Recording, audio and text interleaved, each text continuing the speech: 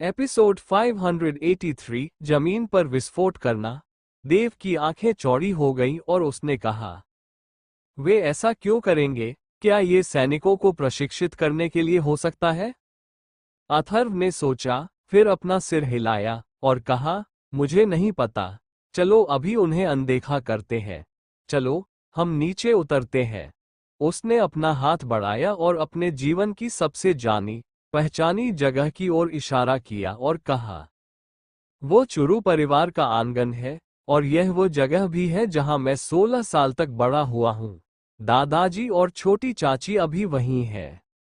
जैसे ही अथर्व का शरीर जमीन पर उतरने वाला था कि जैस्मीन ने अचानक उसके मन में गहरी आवाज में चिल्लाया, रुको। अथर्व का शरीर अचानक रुक गया। अगर जैस्मिन ने अचानक इस स्वर का इस्तेमाल किया तो उसने कुछ ऐसा नोटिस किया होगा जिसे अनदेखा नहीं किया जा सकता। उसने तुरंत ध्यान केंद्रित किया और कहा, जैस्मिन, क्या हुआ? ये जगह कहाँ है? जैस्मिन ने जैसे ही बोलना समाप्त किया, उसने खुद ही उस जगह को पहचान लिया और कहा, दक्ष सिटी। जाहिर है, जैस्मीन अभी अभी नींद से जागी थी। अथर्व ने जवाब दिया और कहा, मैं अभी अभी यहाँ लौटा हूँ। तुम्हें क्या मिला? क्या यहाँ कुछ गड़बड़ है? जैस्मिन काफी देर तक चुप रही और फिर उसने बहुत गहरी आवाज में कहा, क्यों? यहाँ शैतानी ऊर्जा क्यों है? शैतानी ऊर्जा? अथर्व दंग रह गया और बोला, शैतानी ऊर्जा से आपका क्या मतलब है? जैस्मीन कुछ देर चुप रही और फिर उसने गहरी आवाज में कहा, ये वास्तव में कोई भ्रम नहीं है। यह निश्चित रूप से शैतानी ऊर्जा है।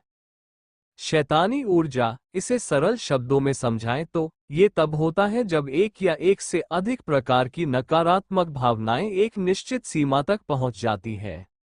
जब नियम विकृत हो जाता है तो गहन ऊर्जा उत्परिवर्तित हो जाएगी। ये जो शैतानी गहन ऊर्जा पैदा करती है वो उसी स्तर की गहन ऊर्जा से भी अधिक शक्तिशाली होती है, लेकिन इसे नियंत्रित करना भी कठिन होता है, क्योंकि शैतानी ऊर्जा केवल अत्यधिक नकारात्मक भावनाओं से ही पैदा होगी। जिनके पास शैतानी ऊर्जा होती है उन सभी के दिमाग और विश्वास विकृत होते हैं। वे दुष्ट प्राणी हैं जिनका इस दुनिया में अस्तित्व नहीं होना चाहिए, या उन्हें सीधे तौर पर राक्षस या शैतान कहा जा सकता है। अथर्व, यह निचला ग्रह वाकई दिलचस्प होता जा रहा है। यहाँ वास्तव में शैतानी ऊर्जा है, जैस्मीन ने धीमी आवाज में कहा। शैतान के प्रति उसके मन में गहरी घृणा थी क्योंकि उसे सबसे भयानक शैतानी जहर दिया गया था। क्या यह व्यक्ति दक्ष सिटी में है? अथर्व ने अपनी आवाज धीमी करते हुए पूछा। यह सही है, और यह चुरू कबीले के भीतर है जहां आप लौटने वाले हैं। क्या? अथर्व का दिल चौंक गया। तुरंत नीचे जाकर इसकी जांच करो। मैं जानना चाहती हूं कि किस तरह का व्यक्ति इतने कम स्तर के ग्रह पर शैतानी ऊर्जा जारी कर सकता है। जैस्मीन ने विशेष रूप से असामान्य स्वर में कहा, फरहान बेली। बड़े भाई, क्या हुआ? देव और नंबर 7 दोनों ही अथर्व को अचानक रुकते हुए और उसके चेहरे पर आए बदलाव को देखकर घबरा गए। लगता है यहाँ कोई छोटी सी समस्या होने वाली है, अथर्व ने असहाय भाव से कहा। चलो नीचे चलते हैं। दक्ष सिटी के सबसे बड़े कबीले के रूप में चुरू कबीला शहर के भीतर ऊपर से विशेष रूप से आकर्षक लग रहा था। जिस स्थान पर अथर्व उतरा वह मुख्य प्रवेश द्वार नहीं था। इसके बजाय वह लगभग अवचेतन रूप से चुरू कबीले के पूर्वी हिस्से में पीछे के पहाड़ों के करीब एक निश्चित आंगन में उतरा। ये जगह बहुत शांत थी। पूरा चुरू कबीला भी बहुत शांत था। उनके सामने का आंगन बहुत छोटा था और उसमें केवल साधारण सजावट और एक साधारण घर था। आंगन के एक कोने में एक पन्ना हरे रंग का बाग था और ये लगभग पके हुए अंगूरों से भरा हुआ था। अंगूर के बाग के बगल में एक साधारण पत्थर की मेज थी और 2 छोटे स्टूल लगे थे। दाईं ओर का स्टूल भी लंबी दरारों से ढका हुआ था। जब वह आंगन के बीच में खड़ा होकर अपने सामने सब कुछ देख रहा था तो अथर्व की आंखों की रोशनी डगमगा गई। वो एक पल के लिए पूरी तरह से स्तब्ध हो गया। बड़े भाई, ये जगह कौन सी है? देव ने जब अथर्व की उपस्थिति देखी तो उसने उत्सुकता से पूछा, ये जगह मेरे जीवन के पहले 16 वर्षों की लगभग सभी यादें समेटे हुए है। अथर्व ने धीरे से उत्तर दिया, आह, ये बड़े भाई और देव का घर है? स्वर्ग के नीचे नंबर 7 ने चौंक कर पूछा और अपने चारों ओर देखा। दक्ष सिटी के आम नागरिकों के लिए इस तरह के आंगन का मालिक होना भव्य माना जाता था, लेकिन एक संरक्षक परिवार में पैदा हुए किसी व्यक्ति के लिए, विशेष रूप से स्वर्ग के नीचे नंबर 7 के लिए, जो अल्फ कबीले की एकमात्र राजकुमारी थी, उसके लिए इस तरह का घर बहुत ही साधारण और जर्जर था। अथर्व देव परिवार का युवा कुलपति, मायावी दानव क्षेत्र का दानव भगवान था, और यहाँ तक कि उसे उस भाग्यशाली व्यक्ति के रूप में भी माना जा सकता था जिसने पूरे मायावी दानव क्षेत्र को बचाया था। नंबर 7 ने कभी नहीं सोचा था कि जिस जगह अथर्व बड़ा हुआ था वह वास्तव में इतना भद्दा होगा। ठीक है, यह मेरा घर है, अथर्व मुस्कुराया और बोला। जब से मुझे याद है मैं यहाँ रह रहा हूँ, लेकिन उस समय ये जगह सिर्फ मेरी नहीं थी, यह मेरी छोटी चाची की भी थी। उस समय हम हर दिन एक साथ बिताते थे। मैं जहाँ भी जाता वह भी जाती, और जहाँ भी वह जाती मैं भी उसके पीछे पीछे जाता। हम एक दूसरे की परछाई की तरह थे। आखिर जब मैं 10 साल का हो गया, तब तक दादाजी ने कहा कि हमें एक ही आंगन में रहने की अनुमति नहीं है, और उन्होंने छोटी चाची के लिए एक नया आंगन ढूंढ दिया। इस वजह से छोटी चाची कई दिनों तक रोती रहती थी, और मैंने भी इसका विरोध करने के लिए अपनी पूरी ताकत लगा दी।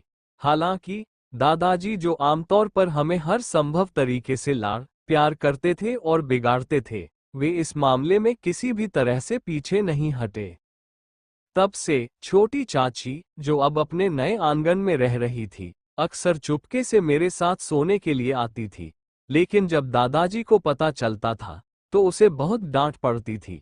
बाद में हम धीरे धीरे समझ गए कि पुरुषों और महिलाओं का इतना अंतरंग होना अनुचित है, इसलिए छोटी चाची अब चुपके से मेरे पास नहीं आती थी। अथर्व ने एक फीकी मुस्कान के साथ धीरे से बताया। उसकी वर्तमान मुस्कान उसकी आत्मा से आई थी, बिना किसी अशुद्धता के। उन वर्षों में भले ही उसका नियमित रूप से दूसरों द्वारा उपहास किया जाता था, कभी कभी उसे धमकाया जाता था, और हमेशा दूसरों की अवमानना और दया भरी आंखों को सहना पड़ता था, लेकिन चूंकि उस समय उसके पास छोटी चाची थी, इसलिए उसके सुखद क्षण दुखों से कहीं अधिक थे, यहाँ तक कि उसकी हीनता की भावना भी मंद थी। इन वर्षों के दौरान वो अब गंभीर मिस्टिक वैंस वाला अपंग नहीं रहा जिसका कोई भविष्य नहीं था।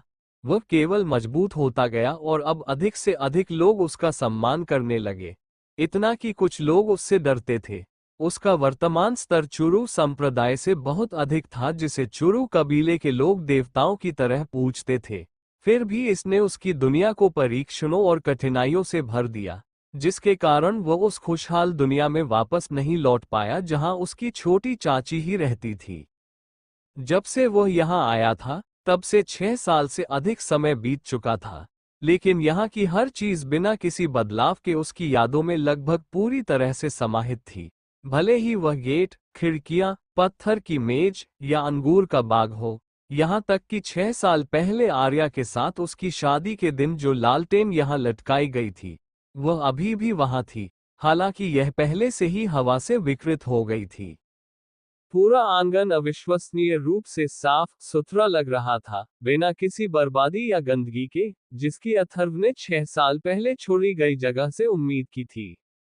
ऐसा लग रहा था जैसे कोई हर दिन इस जगह को साफ करने आया हो। अथर्व आगे बढ़ा और पत्थर की मेज के सामने खड़ा हो गया। उसने पत्थर की मेज पर हल्के से उंगली दबाई, उसे साफ किया और फिर उसे उठा लिया। वहां धूल का एक निशान भी नहीं था। इस जगह को अभी अभी किसी ने साफ किया था। अथर्व का दिल कांप उठा। क्या ऐसा हो सकता है? क्या ऐसा हो सकता है? अथर्व, क्या ये तुम हो? इस दुनिया में ऐसी बहुत कम आवाजें थीं जो अथर्व की कठोर आत्मा को झकझोर सकती थीं, लेकिन सारिका की आवाज निश्चित रूप से उनमें से एक थी। अथर्व का दिमाग हिल गया। और वह लगभग तुरंत ही पलट गया। आंगन के प्रवेश द्वार पर सारिका खड़ी थी, जिसने हल्के हरे रंग की पोशाक पहनी हुई थी और उसकी खूबसूरत तारों भरी आंखों में घने पानी की धुंध की एक परत भरी हुई थी। छोटी चाची, अथर्व ने धीरे से कहा। उसकी बाहें अनजाने में आगे की ओर उठ गईं। वो अंतरिक्ष में यात्रा करके इस जीवन की सबसे करीबी, सबसे परिचित और सबसे महत्वपूर्ण लड़की को छूना चाहता था। मैं वापस आ गया हूँ। आह, देव बिना आवाज निकाले रह नहीं सका। उसने सारिका की ओर देखा और चकित होकर पूछा, वह। अथर्व ने उसे छोटी चाची कहा था। उससे इस लड़की की पहचान की पुष्टि हुई। नाजुक स्वभाव वाली यह बेहद खूबसूरत लड़की, जो उससे भी कम उम्र की लग रही थी, वह उसकी सगी बुआ थी, उसकी अपनी बी की रिश्तेदार थी। सारिका का छोटा सा हाथ उसके होठों पर जोर से दबा हुआ था और उसके आंसू मोतियों की तरह बह रहे थे। उस छोटे से पल में समय थम गया और वह धीरे से रोई और अपने आंसू बहाते हुए खुद को अथर्व के सीने पर फेंक दिया। उसने खुद को उसके सीने में जोर से फेंका और अपनी दोनों बाहों से उसे कसकर जकड़ लिया और उसके बहते आंसुओं ने अथर्व सीने के एक बड़े हिस्से को भिगो दिया। अथर्व, अथर्व, अथर्व, वह बार बार उसे पुकारती रही और वो अपनी सिसकियां नहीं रोक सकी। मुझे माफ कर दो छोटी चाची, मैंने तुमसे वादा किया था कि मैं 1 महीने में वापस आ जाऊंगा। फिर भी मैंने तुम्हें 3 साल तक दर्दनाक तरीके से इंतजार करवाया। अथर्व ने धीरे से लड़की को अपने सीने से लगा लिया। उसकी कमर 3 साल पहले से भी ज्यादा नाजुक थी और उसका शरीर और भी कमजोर था। यहाँ तक कि उसकी गहन शक्ति भी बढ़ने के बजाय कम हो गई थी। इन 3 सालों में अथर्व लगभग 1 फीट बढ़ गया था, जिससे उसके सीने में समाये लड़की उसके सामने और भी नाजुक और खूबसूरत लगने लगी थी। और जिस बात से अथर्व को सबसे ज्यादा तकलीफ होती थी, वह थी उसका रोना। वह जिस सारिका को जानता था, वह जोर जोर से हंसती और रोती थी। खास तौर पर उसके सामने वो कुछ भी नहीं रोकती थी और खुद को ढीला छोड़ देती थी। लेकिन उसके सीने से चिपकी लड़की भले ही रो रही थी, लेकिन वह वास्तव में इसे दबाने की पूरी कोशिश कर रही थी। कोई भी रोने की आवाज न निकालने की कोशिश कर रही थी और उसके कंधे हिंसक रूप से ऐंठने लगे थे। पहले की तुलना में उसमें कम उत्साह था और उसकी जगह वास्तव में एक घनी उदासी थी जिसने अथर्व के दिल को लगभग तोड़ दिया। इन 3 वर्षों में उसकी मृत्यु और ब्लू विंड साम्राज्य की भारी आपदा की खबर ने उसके दिल पर कई क्रूर निशान बना दिए थे। अथर्व के हाथ चुपचाप कस गए। उसने अपना सिर उठाया, उसकी आंखों में दर्द की लकीरें उभर आईं और उसने मन ही मन खुद से ही कहा, जब मेरे बारे में कुछ भी अच्छा नहीं था, जब मेरी मिस्टिक वैंस अभी भी अपंग थी, तो मैं हर दिन सबसे ज्यादा सारिका का मुस्कुराता हुआ चेहरा देखता था। अब जब मैं दिन ब दिन मजबूत होता जा रहा हूँ, तो ऐसा क्यों है कि मैं हमेशा उसको दिल टूटने और दर्द देने का कारण बनता जा रहा हूँ? जिस शक्ति के पीछे मैं भाग रहा था वो अब मेरे पास है। आखिर मैं ये किस लिए कर रहा था? सारिका ने जोर से अपना सिर हिलाया और उसे और भी कसकर गले लगा लिया। वो जिस सीने पर टिकी हुई थी, वह पहले से भी ज्यादा चौड़ा हो गया था और ये दुनिया की एकमात्र जगह भी थी जहां वह वास्तव में स्थिर और संतुष्ट महसूस करती थी। अभी भी रोते हुए उसने धीरे से कहा, मुझे पता है कि तुमने ये जानबूझकर नहीं किया। यह अच्छा है कि तुम वापस आ गए हो। मैंने सोचा था कि मैं तुम्हें फिर कभी नहीं देख पाऊंगी। मेरा अथर्व आखिरकार वापस आ गया है। वह बुदबुदा रही थी। किसी को खोने का दर्द और सारी उम्मीदें खो देने के बाद भी उसे फिर से पाने की खुशी साफ साफ दिख रही थी। अथर्व ने लंबी सांस ली और बेहद दृढ़ स्वर में धीरे से बोला, छोटी चाची, मैं आपसे वादा करता हूं कि मैं आपको फिर कभी भी। अथर्व की आवाज अचानक बंद हो गई और उसका पूरा शरीर अचानक अकड़ गया। उसकी नजर जो तुरंत बर्फ की तरह ठंडी हो गई थी, अचानक उसके पीछे चली गई और उसने जल्दी से मुड़कर देखा और अपनी गहन ऊर्जा से सारिका को सुरक्षित कर लिया। क्योंकि उस पल एक बेहद ठंडी आभा ने कहीं उसे जकड़ लिया था। उसके पास ईविल गॉड का जलबीज था। इसलिए उसे ठंड से डर नहीं लगा। लेकिन जब उस आभा ने उसे घेर लिया, तो उसने उसे तुरंत एक ठंडी, दिल को चीर देने वाली सनसनी महसूस कराई, जिससे उसके शरीर के सारे बाल खड़े हो गए। उसकी आंखों में दो काली, गहरी, शैतानी आंखें भी धुंधली सी दिखाई दे रही थीं। उसे अचानक लगा कि वह एक घने और भयानक काले नरक में खड़ा है। इस प्रकार की घनी ठंडी, अत्यंत असुविधाजनक आभा जिसे मैंने पहले कभी महसूस नहीं किया। क्या यह वो शैतानी ऊर्जा हो सकती है जिसके बारे में जैस्मीन बात कर रही थी? अथर्व ने मन ही मन कहा। कौन है भाई? जैसे ही वो पलटा, अथर्व की नजर हवा में तैरती एक काली आकृति पर पड़ी। सिर से पैर तक काले कपड़े पहने एक व्यक्ति जो अथर्व से छोटा और पतला था, वो हवा में तैर रहा था। उसके लंबे बाल रात की तरह काले थे और उसके कंधों के नीचे तक लटक रहे थे। उसका रंग सख्त और पीला था और उसकी आंखें बेजान थीं, उनमें रोशनी का एक भी निशान नहीं था। उसके शरीर से निकलने वाली आभा में एक ठंडक थी जो किसी की अस्थि मज्जा तक पहुंच रही थी, फिर भी अथर्व वास्तव में उसमें जीवन का जरा सा भी संकेत नहीं पा सका। ऐसा लग रहा था जैसे वहां जो तैर रहा था वह कोई जीवित व्यक्ति नहीं, बल्कि एक मृत लाश थी। जब उसने इस काले व्यक्ति का चेहरा देखा, तो अथर्व की भौहें जोर से फड़क उठी और उसके चेहरे पर गहरा आश्चर्य प्रकट हुआ।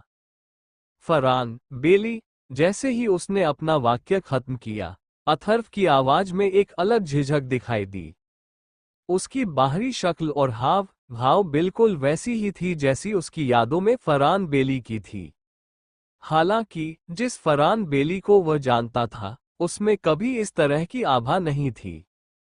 इतना ही नहीं, उसने स्पष्ट रूप से उस काले वस्त्र वाले व्यक्ति से एक अलग, बर्फीले खतरे को भी महसूस किया। अथर्व जिस क्षेत्र में था, उसमें जो लोग उसे खतरा महसूस कराते थे, उनमें कम से कम शुरुआती चरण के संप्रभुओं की शक्ति होती थी, और जब उसने 3.5 साल पहले फरहान बेली को छोड़ा था, तो उसकी गहन शक्ति केवल आत्मा के गहन क्षेत्र में थी।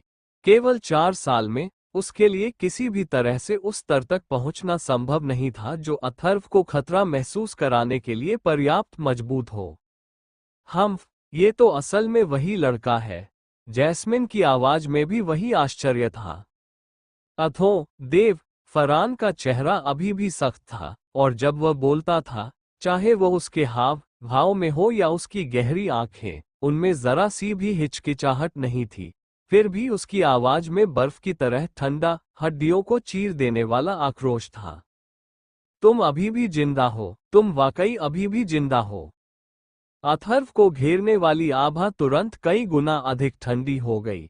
जिस क्षण इस काले वस्त्रधारी व्यक्ति ने अपना मुंह खोला, अथर्व को अब यकीन हो गया कि यह व्यक्ति वास्तव में फरहान बेली था, क्योंकि इस तरह की आवाज, इस तरह का लहजा और इस तरह की नफरत बिल्कुल वैसी ही थी जैसी उस साल जब उसने उसे रिहा किया था।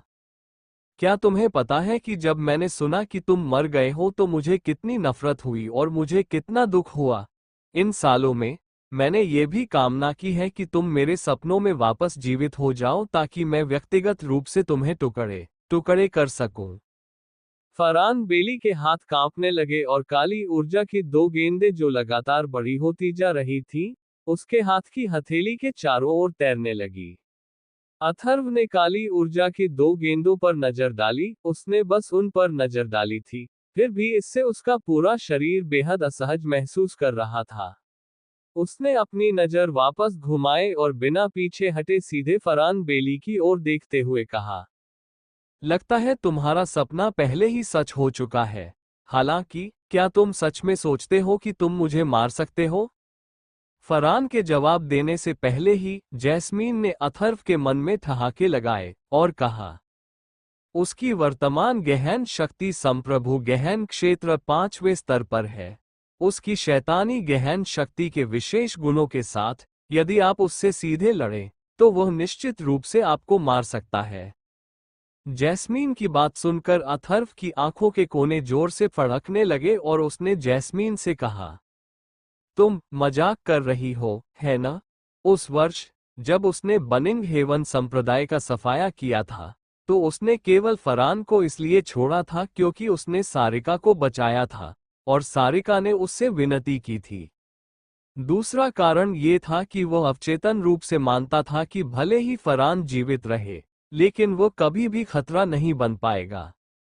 उस समय 1000 फरहान भी उसे नुकसान नहीं पहुंचा सकते थे। इसके अलावा उसकी बेजोड़ विकास गति के साथ भले ही फरहान की जन्मजात प्रतिभा 10 गुना अधिक हो, फिर भी उनके बीच की दूरी तब तक बढ़ती रहेगी जब तक कि वह एक चींटी की तरह मात्र अस्तित्व में नहीं रह जाता। अथर्व के पास जो रक्त, वंश और दिव्य शक्ति थी, वह असाधारण थी, जिसकी उम्मीद आम लोग सैकड़ों पीढ़ियों में भी नहीं कर सकते थे। उसकी मास्टर भी जैस्मीन थी, जिसका अस्तित्व ही इस ग्रह से परे था। आकाश महाद्वीप पर विकास की गति के संबंध में ऐसा कोई नहीं होना चाहिए जो उससे आगे निकल सके। युवान की आश्चर्यजनक वृद्धि की गति इसलिए थी क्योंकि उसके पास अत्याचारी सम्राट की दिव्य नसें थीं। ये स्वर्ग को चुनौती देने वाली प्रतिभा भी थी जिसने उसे दिव्य सम्राट पवित्र भूमि का अनमोल खजाना बना दिया, जो नंबर 1 रैंक वाली पवित्र भूमि थी। उस समय का फरहान बेली, जो केवल आत्मा गहन क्षेत्र में था, वो 4 साल की छोटी अवधि में पहले से ही एक मध्य चरणों का संप्रभु कैसे बन सकता था? तुम्हें लगता है कि मैं मजाक कर रही हूं? जैस्मिन ने ठंडे स्वर में उत्तर दिया और कहा। हालांकि तुम्हें इतना हैरान होने की जरूरत नहीं है। उसकी शक्ति वास्तव में साधना द्वारा प्राप्त नहीं हुई थी। यहां तक कि उसकी शैतानी ऊर्जा भी उसकी अपनी इच्छा से पैदा नहीं हुई है। वास्तव में उसकी आत्मा में एक शैतानी शक्ति को डाला गया है। CH 584 द्वंद्व का आयोजन, आत्मा में शैतानी शक्ति, वह क्या है? अथर्व ने जैस्मीन से पूछा। आपको पहले इस बात पर ध्यान देना चाहिए कि मौजूदा स्थिति से कैसे निपटना है। इस व्यक्ति के पास आपको मार डालने की बहुत तीव्र इच्छा है। जब आप जड़ें नहीं हटाते हैं, तो आप अपने लिए एक विपत्ति छोड़ देते हैं। लेकिन मैंने कभी नहीं सोचा था कि आपके साथ जो दुर्भाग्य होगा वो इतना बड़ा होगा। जैस्मीन ने ठंडी आवाज में आलोचना की। बड़े भाई, यह व्यक्ति, मेरे पीछे मत आओ। अथर्व ने अपने पीछे हाथ बढ़ाया और ऊर्जा की एक लहर बाहर निकली और उसने आगे बढ़ते हुए चुरू और नंबर 7 को जबरदस्ती पीछे धकेल दिया। उसी समय उसने अपने दूसरे हाथ का इस्तेमाल करके सारिका को पकड़ लिया और उसे अपनी पीठ के पीछे धकेल दिया। क्या तुम्हें लगता है कि मैं अभी भी वही बेकार का टुकड़ा हूं जिसे तुमने इतने साल पहले जिंदा छोड़ दिया था? फरहान की आंखें और लहजा अतुलनीय रूप से काले और भयावह थे। उसने अपने दोनों हाथ ऊपर उठाए जो घूमती हुई काली ऊर्जा और ठंडी शोकाकुल आभा से ढके हुए थे। इससे हवा कांप उठी और सभी के दिलों की धड़कनें तेज हो गईं। यहां तक कि रोशनी भी धीरे धीरे कम होने लगी और उसने अथर्व की आंखों में देखते हुए कहा, चिंता मत करो, मैं तुम्हारी जान तुरंत नहीं लूंगा। मैं पहले तुम्हें वह सारा दर्द और पीड़ा अनुभव कराऊंगा जो मैंने पिछले कुछ सालों में झेली है। फरहान की आंखों में अचानक एक काली रोशनी चमक उठी, जो रात के सबसे कालेपन से भी ज्यादा गहरी थी। उसका हाथ आगे बढ़ा और काली ऊर्जा की एक लहर अथर्व के गले की ओर बढ़ने लगी। अथर्व के इर्द गिर्द की रोशनी तेजी से मंद हो गई और ठंडी और भयावह ऊर्जा के पास आने से पहले ही वह उसकी हड्डियों में समा गई। अथर्व ने अपने दोनों जन्मों में से किसी में भी इस तरह की गहन ऊर्जा या आभा पहले कभी नहीं देखी थी। जब उसने मायावी दानव क्षेत्र में ड्यूक यूसुफ के साथ मुकाबला किया था, तो उसकी शैतानी लपटों ने भी एक भयावह आभा बिखेरी थी, लेकिन शुद्धता और घनत्व के मामले में इसकी तुलना उस आभा से नहीं की जा सकती थी जो उस हमले से निकल रही थी और उसकी ओर तेजी से बढ़ रही थी। ये फरहान, पिछले कुछ वर्षों में उसके साथ वास्तव में क्या हुआ था? अथर्व की बाह ऊपर उठी और फीनिक्स की लपटें तुरंत प्रज्वलित हो गईं और उस भयावह और काली ऊर्जा से मिलने के लिए बाहर निकल आईं। लेकिन इस समय सारिका अचानक एक चिंतित चीख के साथ अथर्व के सामने पहुंची और हमले को रोकने का प्रयास करते हुए अपनी बाहें फैला दी। सारिका की अचानक हरकत ने अथर्व को बहुत चौंका दिया, लेकिन उसने तुरंत अपनी फीनिक्स की लपटों को बुझाकर सारिका को पकड़ लिया। उसके बाद उसकी एकत्रित गहन ऊर्जा पूरी तरह से बचाव पर केंद्रित हो गई। सीलिंग क्लाउड लॉकिंग सन। लेकिन अथर्व ही एकमात्र ऐसा व्यक्ति नहीं था जिसकी अभिव्यक्ति बदल गई। फरहान की अभिव्यक्ति भी अचानक बदल गई और उसने जल्दी से अपना फैला हुआ हाथ वापस खींच लिया। अथर्व की ओर बढ़ रही काली गहन ऊर्जा का अधिकांश हिस्सा तुरंत बलपूर्वक फरहान द्वारा वापस ले लिया गया, जबकि शेष ऊर्जा अथर्व के सामने मौजूद ईविल गॉड अवरोध पर फट गई। बूम! रंगहीन ईविल गॉड बैरियर काले रंग में बदल गया था और 1 सेकंड के बाद काली ऊर्जा पूरी तरह से विलुप्त हो गई, जबकि ईविल गॉड बैरियर की सतह पर आश्चर्यजनक रूप से मुट्ठी के आकार के कई छेद दिखाई दिए। इस दृश्य ने अथर्व के दिल में भय पैदा कर दिया। ये स्पष्ट था कि काली ऊर्जा कुछ ऐसी थी जिसे फरहान ने लापरवाही से बनाया था, फिर भी यह आसानी से उसके सीलिंग क्लाउड लॉकिंग सन को तोड़कर निकल गया था। सीलिंग क्लाउड लॉकिंग सन एक रक्षात्मक अवरोध था जिसे ईविल गॉड की शक्ति का उपयोग करके बनाया गया था, और जब ये किसी हमले को सहन करने में सक्षम नहीं होता था तो ये सीधे ढह जाता था। लेकिन इस बार सीलिंग क्लाउड लॉकिंग सन न केवल ढहा, बल्कि यह विकृत भी हो गया था और इसमें कई छेद बन गए थे। उस अंधेरी गहन ऊर्जा में ऐसी भयानक संक्षारक शक्ति समाहित थी। क्या ये शैतानी गहन ऊर्जा के उन भयानक गुणों में से एक हो सकता है जिसके बारे में जैस्मीन बात कर रही थी? लेकिन फरहान के दिल में जो सदमा लगा वह निश्चित रूप से अथर्व से कम नहीं था। वह इस बात को लेकर सबसे अधिक स्पष्ट था कि उसके पास अभी किस तरह की भयानक शक्ति है। अथर्व से सम्राट गहन क्षेत्र की आभा निकलती थी, और भले ही इन कुछ ही वर्षों में उसकी ताकत में तेजी से होने वाली वृद्धि चौंकाने वाली थी, लेकिन एक साधारण सम्राट अभी भी फरहान की नज़र में केवल एक दयनीय चींटी था। अगर वह किसी को नष्ट करना चाहता तो यह उसके हाथ हिलाने जितना आसान होता। लेकिन एक अधिपति के लिए भी उस शक्ति को रोकना बहुत मुश्किल होगा जिसे उसने अभी अभी छोड़ा था, क्योंकि उसका नियंत्रण खो गया था। फिर भी इस हमले को अथर्व ने पूरी तरह से रोक दिया था, और यह स्पष्ट था कि अथर्व ने अपने हमले को जबरदस्ती बचाव में बदल दिया था। लेकिन ये झटका सिर्फ कुछ पल के लिए ही रहा, और उसकी नज़र अथर्व पर नहीं बल्कि सारिका पर टिकी थी। ये सुनिश्चित करने के बाद कि उसे कोई चोट नहीं लगी है, उसकी आभा स्थिर हो गई, लेकिन उसके बाद ये तुरंत और भी ठंडी और गंभीर हो गई। छोटी चाची, क्या आप ठीक हैं? अथर्व ने जल्दी से सारिका को अपने पीछे धकेलते हुए पूछा। सारिका ने अपना सिर हिलाया और उसे पकड़ लिया और बेहद चिंतित स्वर में कहा, मैं ठीक हूँ, तुम जल्दी करो और चले जाओ, जल्दी करो। वो उन वर्षों पहले वाला फरहान नहीं है। अभी वह वास्तव में बहुत शक्तिशाली है। कोई रास्ता नहीं है जिससे आप उसे हरा सकें। जल्दी करो और चले जाओ, नहीं तो वह तुम्हें मार देगा। चले जाओ, जल्दी करो। अथर्व, तुम आखिरकार मेरे हाथों में पड़ ही गए, इसलिए मैं तुम्हें कुत्ते की मौत मारूंगा।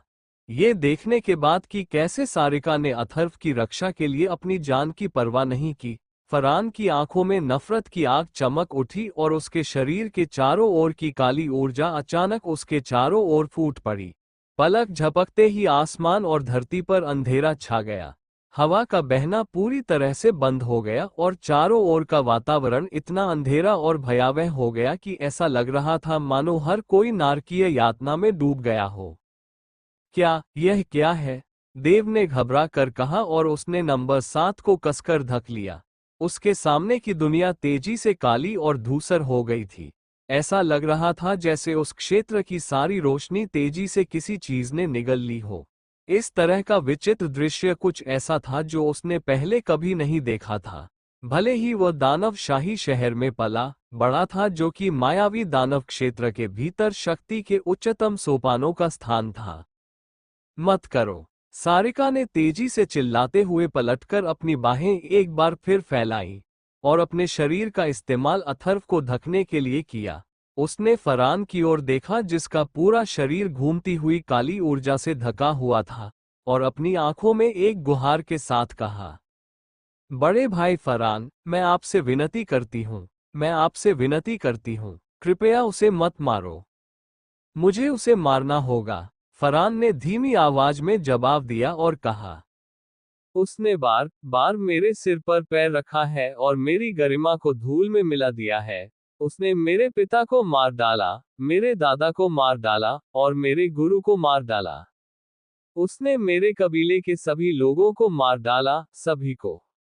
उसके प्रति मेरी नफरत आसमान छूती है। और उसके प्रति मेरी नाराजगी इतनी बड़ी है कि समुद्र भर सकता है। इसलिए मैं अपना बदला कैसे न लूं? मैं बेतहाशा हत्या नहीं करता, लेकिन उसे मेरे हाथों मरना होगा। बड़े भाई फरहान, सारिका ने धीरे से अपना सिर हिलाया और उससे विनती करते हुए कहा, भले ही हर कोई तुमसे डरता हो, लेकिन मुझे हमेशा से पता है कि तुम कोई खलनायक नहीं हो जो मासूमों की हत्या करके खुश होता हो। तुम्हारा दिल वाकई बहुत दयालु है और तुम एक बहुत अच्छे इंसान हो। तुमने न केवल मुझे बचाया, बल्कि तुमने दक्ष सिटी के सभी लोगों को भी बचाया। लेकिन तुम अपनी सारी नफरत क्यों नहीं छोड़ सकते और खुद को भी क्यों नहीं बचा सकते? तुम हमेशा प्रतिशोध और नफरत से लदे रहते हो। क्या तुम्हें थकान महसूस नहीं होती? क्या इससे दर्द नहीं होता? थकान, दर्द, इन सब का क्या मतलब? फरहान की आवाज ठंडी और कर्कश हो गई और उसने कहा, मैं आज जो भी हूं, सिर्फ उसकी वजह से हूं। उसे मारने और अपना बदला लेने की शक्ति पाने के लिए मैंने वो दर्द सहा है जो तुम्हारी कल्पना से भी परे है। आज भी मैं इस बहुत बड़े, अंतहीन दर्द से त्रस्त हूं। और हर सांस के साथ ये दर्द मुझे याद दिलाता है कि इस दुश्मनी को कभी मत भूलना। अथर्व, फरहान ने धीरे से अपना हाथ आगे बढ़ाया और उसकी हथेली में एक काला भंवर दिखाई दिया जो एक ब्लैक होल की तरह काला था। उसने सामने की ओर देखा और कहा, जैसा कि मैंने पहले कहा था, मैं आपके द्वारा मुझसे किए गए किसी भी अन्य अनुरोध को अस्वीकार नहीं करूंगा। जब तक आप कोई अन्य अनुरोध करते हैं, तो उसे पूरा करने में मैं थोड़ी सी भी हिचकिचाहट नहीं करूंगा। भले ही इसके लिए मुझे अपनी जान देनी पड़े। लेकिन केवल मेरा प्रतिशोध कुछ ऐसा है जिसे रोका नहीं जा सकता। ऐसा लग रहा था कि यह काली काली भंवर वहां मौजूद सभी लोगों की आत्माओं को चूस रही थी, और अगर कोई मजबूत गहन साधक भी इसे देख भी ले, तो उसे अपनी आत्मा से ही कंपन महसूस होगा। सारिका अभी भी वहीं जमी हुई थी। उसने अपने शरीर से अथर्व को ढक रखा था। उसकी आंखों में धीरे धीरे याचना खत्म हो गई, लेकिन उसकी जगह एक दृढ़ निश्चय ने ले ली और उसने कहा, अथर्व ने तुम्हारे पूरे कबीले को मार डाला, लेकिन उसके ऐसा करने की वजह मैं ही थी। इसलिए अगर तुम अथर्व को मारना चाहते हो, तो पहले मुझे मार डालो। फरहान की छाती बुरी तरह फूल गई और उसने जो हाथ बढ़ाया था, वह धीरे धीरे कांपने लगा और उसने कहा, नहीं, इससे तुम्हारा कोई लेना देना नहीं है। मैं तुम्हें नहीं मारूंगा। अगर मैं खुद को भी मार दूं, तो भी मैं तुम्हें कोई नुकसान नहीं पहुंचाऊंगा। मैं सिर्फ यही विनती करता हूं कि तुम मुझे अथर्व को मारने से मत रोको।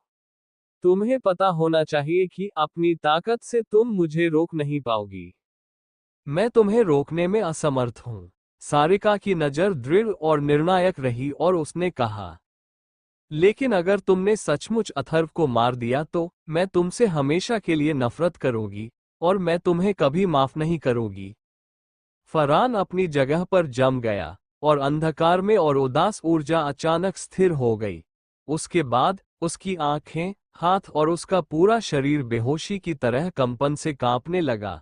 वह अंधकार में और उदास ऊर्जा फिर से अपनी गति करने लगी, लेकिन वह अस्त व्यस्त तरीके से घूम रही थी और उसकी आंखों में नफरत की जगह एक गहरे दर्द ने ले ली। कोई भी यह नहीं समझ सका कि सारिका के शब्दों का उसकी आत्मा पर कितना भयंकर प्रभाव पड़ा था। कोई नहीं जानता था कि फरहान, जो बदला लेने के लिए दक्ष सिटी में आया था, वह इस स्थान पर रहना क्यों चाहेगा और वापस क्यों नहीं जाएगा। न ही किसी को पता था कि फरहान, जो मूल रूप से प्रतिशोध की खातिर हर कीमत पर शैतानी मूल शक्ति को तेजी से अवशोषित करने के लिए अंतहीन पीड़ा सहने के लिए तैयार था, वह दक्ष सिटी में पहुंचने के बाद शैतानी मूल को अवशोषित करने की अपनी गति को लगातार धीमा क्यों करने लगा था? क्योंकि उसकी अंधकार और उदासी से भरी दुनिया में सारिका उसकी गर्मी का एकमात्र स्रोत थी, उसकी रोशनी का एकमात्र स्रोत थी। और अनजाने में, वह शायद उसके रोंगटे खड़े कर देने वाले प्रतिशोध से भी ज्यादा महत्वपूर्ण हो गई थी, या कम से कम, वह उसकी अपनी जिंदगी से कहीं ज्यादा महत्वपूर्ण हो गई थी। अथर्व ने शुरू में फरहान को ठंडी निगाह से देखा था, लेकिन अब उसकी निगाह डगमगा गई थी और उसके हाव भाव ने उसके आश्चर्य को प्रकट कर दिया था। क्योंकि फरहान की शुरू में बेहद ठंडी और भयावह आभा अस्त व्यस्त होने लगी थी, और उसकी निगाह और हाव भाव असाधारण दर्द से विकृत होने लगे थे। यहाँ तक कि वह बर्फीली हत्या की मंशा जो शुरू में उस पर टिकी थी, वह भी अराजकता के बीच जल्दी ही खत्म हो गई थी। फरहान का चेहरा अचानक पीला पड़ गया। उसके मुंह से गहरा लाल भी बहने लगा, और गहरे रंग के बी का एक बड़ा गुबार जमीन पर फैल गया। सारिका ने चिंता से एक चीख निकाली और वह पूरी तरह से हतप्रभ रह गई। क्या हो रहा है? अथर्व की भौहें तन गईं और उसने जैस्मीन से पूछा। तुमने अभी कहा कि उसकी शैतानी गहन ऊर्जा ऐसी चीज नहीं है जिसे उसकी अपनी इच्छा से प्राप्त किया जा सके। तो क्या वो अचानक उस शक्ति पर नियंत्रण खो रहा है? नहीं, जैस्मिन ने धीमी आवाज में जवाब दिया और कहा, उसकी गहन ऊर्जा ने उसके अपने दिल पर हमला किया है। ऐसा लगता है कि जो कुछ अभी हुआ उससे उसका मन और आत्मा उत्तेजित हो गई है, और उसके मामले में वे बहुत ज्यादा उत्तेजित थे। अथर्व, देव। फरहान ने अपना सिर उठाया और अथर्व को घूरकर देखा। उसका बी से सना चेहरा पीला और दुष्ट था। उसने जो दो शब्द चिल्लाए, उनमें इतनी नफरत और हत्या की मंशा थी कि वह पहले से कहीं ज्यादा बढ़ गई।